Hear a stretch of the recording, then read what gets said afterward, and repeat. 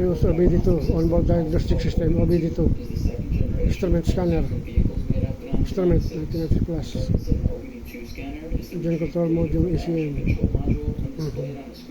Ayan ang monitor engine control unit or engine control module. Ayan ay 11 April 2026, Saturday, April 12 na. Ito, ito sinasaksak sa may ilalim ng driver's seat doon, sa may steering wheel doon.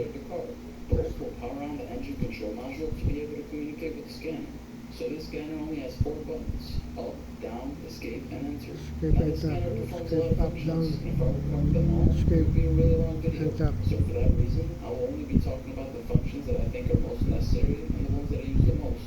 So let's hit enter, start with diagnostics. Now under read codes, you'll have store and pending codes. Store codes means the engine light is on and the ECM has confirmed the code. Odometer. Because ECM has detected Alicia but has not confirmed it. Now under store codes, it shows that I have a map sensor code. It's accurate because I just disconnected the map sensor connector. Now if you want to get rid of the engine light, just click on erase codes and then click yes. Bear in mind that if you're going to fix the problem, the ECM will trigger the engine light again and the same code will reappear. In my case, I just plug the connector back in and it's good now. Another great feature of the scanner is Live Data.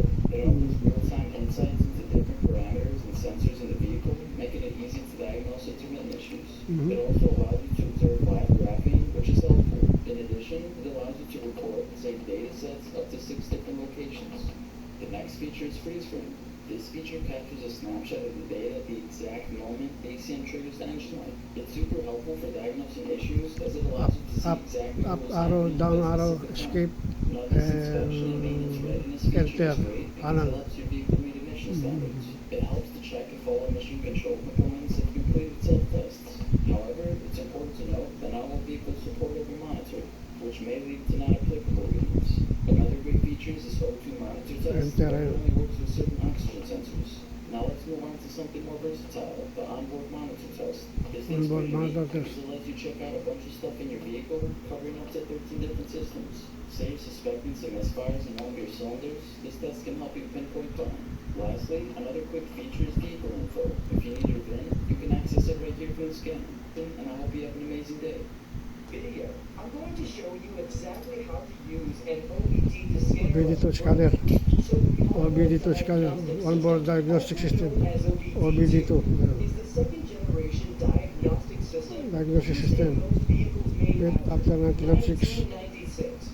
Its main purpose is to retrieve engine control module, ECU. module ECM and display it on the scanners screen so we can understand what's going on under the hood.